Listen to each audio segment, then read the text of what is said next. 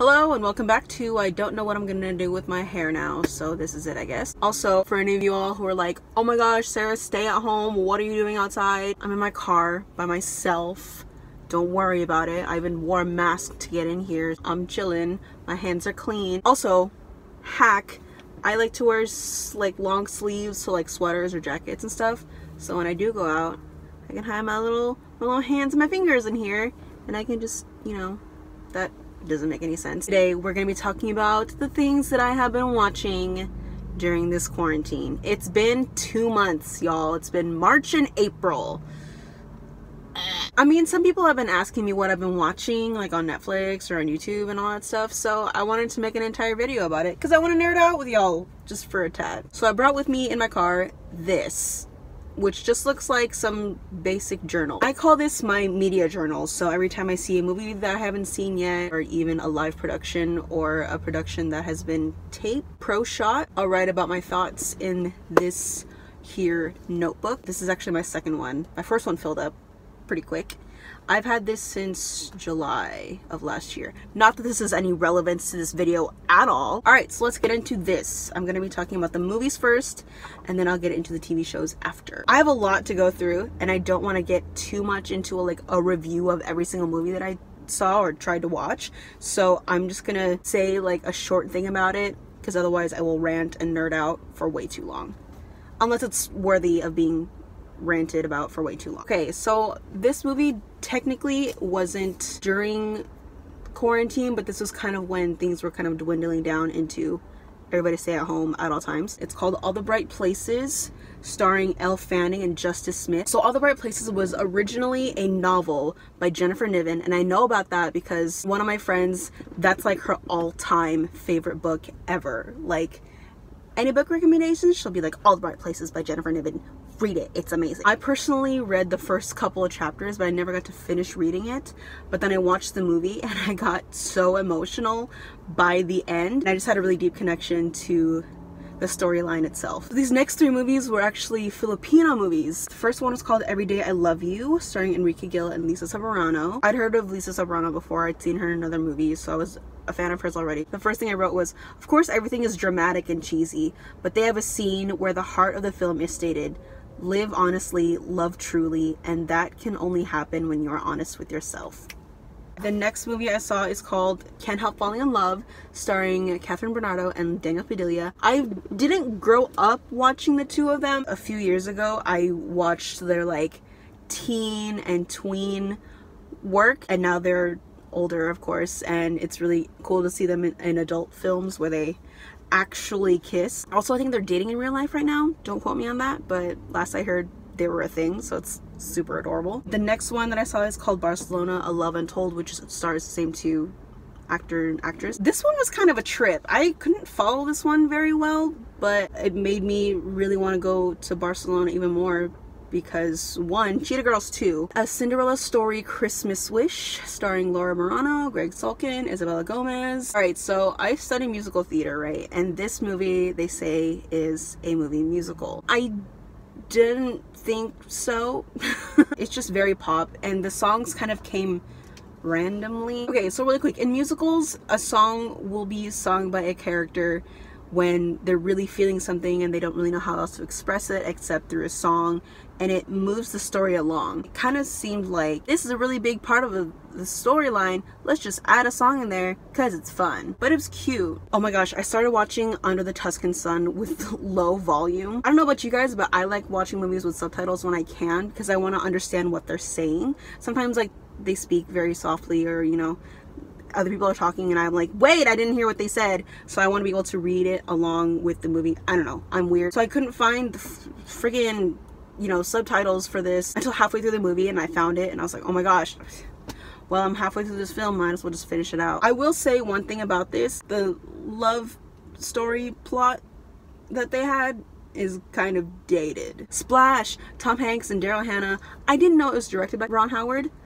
I feel like I should have known that. I don't know why I hadn't seen Splash until now. I also forgot as I was watching it that The Little Mermaid came after this movie was made. Booksmart. Okay, I'm gonna rant about this one for a second because this is worthy of being ranted about. Caitlin Dever and Beanie Feldstein directed by Olivia Wilde.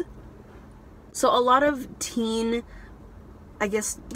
comedy films reflect on like senior year and like graduation, and that's this whole thing about adolescence and growing up. And usually it's over a span of like 2 days and one eventful night. This took the 2 days and one eventful night on a whole new level, but they took it with such wit and humor, and I had a good time. I feel like I'm reading you guys like my life story when it really isn't. Mao's Last Dancer. So I didn't grow up like studying dance. I didn't know much about like the classical styles like ballet, jazz, and all those things. So I wasn't really able to appreciate when people would just like break into ballet or contemporary. Like, why are you rolling on the floor? That doesn't make any sense to me. But after taking it for like 3 semesters, I get it. I understand how difficult it is, and the like stamina and the athleticism it takes to do ballet. Sometimes I don't necessarily understand it fully artistically, but sometimes it's just the feeling of it, like, oh my gosh, that tour jeté was just amazing. If you like dance, if you like art, watch Mao's Last Dancer. It's free on YouTube. That's how I saw it. Like, seriously, go watch it. And it's a true story about an Asian dude dancing. Heck yeah. Oh, okay. Almost Friends. Almost Friends was one of those more of a miss than a hit for me. So I didn't grow up watching a lot of the old Disney movies unless they were Disney like princess or musical movies. So I watched The Black Cauldron, and I understand why I didn't grow up with it. It's terrifying. I'm also just a giant wuss, so anything that has to do with like black magic or sorcery or wizardry that just like takes a really dark turn, I don't mess with that really. And The Black Cauldron scared me. And it also like just didn't really make sense. I skipped some stuff, I'm not gonna lie. I didn't fully watch this film. I also didn't fully watch this one either. I'm pretty sure I got like 20 or 30 minutes into it and I was like, I can't anymore, I'm sorry. It's called Bakery in Brooklyn. Okay, a lot of movies that are free on YouTube, like free with ad, I think I have to be more cautious of. The only reason why I wanted to watch this movie, to be completely honest, is because Krista Rodriguez is in it. Krista Rodriguez is a Broadway star, so I was like, oh my gosh, she's in a film, I should watch it. I love her. And I'm sorry, Krista Rodriguez, I couldn't finish watching your movie. Space Jam. Okay, let me just hold on 1 second. I was watching Space Jam with a couple of friends on Netflix party, and literally at the intro, one of my friends went, oh my gosh, nostalgia, like reminds me of my childhood. As someone who loves cartoons and grew up watching Looney Tunes and Tiny Toon Adventures and like all that Cartoon Network stuff, and whose dad is like a hardcore basketball fan, this movie gave me nostalgia even though I had never seen it all the way through yet. I'm such a child. I said I love cartoons and I'm in my mid-20s. So I watched this movie and I wasn't vibing with it, but I just kind of pushed through just to finish watching the movie. It's no strings attached. It just wasn't my kind of film. Oh my gosh, the first thing I wrote was, okay, already? What is this film? It's so awkward in a really cringy way. Onward. I watched Onward. Oh my gosh. Okay, another one. Hold on 1 second. Disney, Pixar, Tom Holland, my mans, Chris Pratt. Oh my gosh. I don't want to spoil this at all. I did a review about it on my IGTV. Just it's so wow. New storytelling, animation, they still got it. The connection, the way that they tell the story, and the events that happen, and everything ties into the watch Onward. Abominable. Okay, so I actually wanted to watch this movie when it was coming out in theaters because Tenzing Norgay Trainer is in it, and I know him as Parker from Liv and Maddie, and so I was like, oh my gosh, this is so adorable. And it's about a Yeti and it's DreamWorks, so I was like, this is gonna be like so cute and stuff. It is cute. Their animation, okay, DreamWorks, ever since Prince of Egypt, their scenic work and their animation in that is just, they are really winning the game. Okay, so I wrote, yes, Asian American families and communities. I like that they seem normal and it's not too focused on the fact that being Asian American makes you different and not widely relatable. There are some things that may be stereotypical, but the kids are just kids who happen to be Asian. Okay, so I watched The Last Summer. It's a Netflix original movie. with KJ Apa, Maya Mitchell, Jacob Lattimore, Halston Sage, Tyler Posey. I wrote something about this, hold on. The setup is nothing new and some of the plot lines are kind of cliche and predictable, but it was all played well with this sense of realness. Everything worked out for everyone, but nothing seemed rushed or cheesy or too cringy. It all flowed well and there was this ease with it all.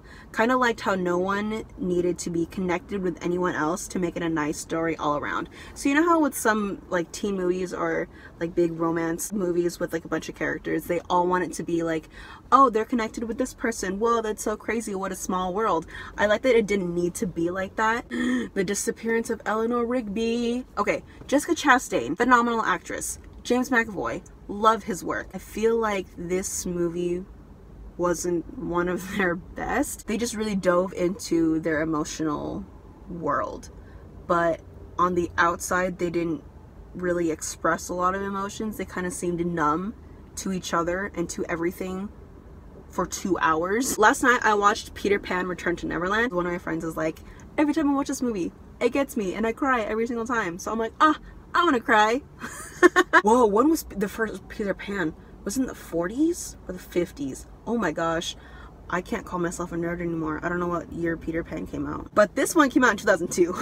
First of all, some of the original voice actors passed away, which got me because there's this part where they're going back to Neverland and you can still, they replay like their voices as like flashbacks, kind of like we're going back in time to our childhood, Bobby Driscoll, and I was like, oh my god. For some reason it just didn't really leave me fulfilled. I liked it though. I'm gonna quickly talk about the TV shows that I watched or rewatched, and I wrote them down on this envelope. The Politician, I started watching it before I went into rehearsals for In the Heights, and I went into rehearsals for In the Heights like the end of January, so it took me about a month and a half to watch the entire series. But it's kind of heavy, so I needed to like take it in slowly. I'm gonna repeat myself, I'm a child, so I rewatched Girl Meets World because it's beautiful. I thought, I want to be in this world more than I do in my own world, so I'm gonna escape. And I watched all 3 seasons in like 2 days. Just like with One Day at a Time, they take these serious topics, they take it seriously, but then they turn around to make it like a positive thing. I started watching The Good Place. I've seen the first couple episodes, and I think I just have to be more in the mood to like keep watching it, because I know there's like 6 seasons and I'm only in episode 2. So I have a ways to go. I discovered that Netflix has an original series called Green Eggs and Ham, which is basically like Green Eggs and Ham, like Dr. Seuss. I'm filming near a freeway. I forget. Why are you all out here? Go home! My cousin and my sister and I started watching an anime like late last year. We watched it on Netflix Party, and it took us a couple hours, but we watched Carol and Tuesday. I'm not super into anime. I'm slowly getting in there because of my cousin and my sister. And so this was one of the series that we were watching all together, and we got to through Netflix Party. This isn't a sponsor or an ad. I wish, but it's not. Brooklyn Nine-Nine, been keeping up with it. It's one of my all-time favorite TV shows. Love it. Go watch it, please. Younger, I'm rewatching it again currently, not right now, but like that's the one I'm rewatching. If you don't know about Younger, if you've never heard of it, it's basically about Sutton Foster, who's this recently divorced 40-year-old mom from New Jersey who moves to New York and lies about her age in order to get a job in publishing. And so one of her co-workers and friends is Hilary Duff. And I'm also watching this one.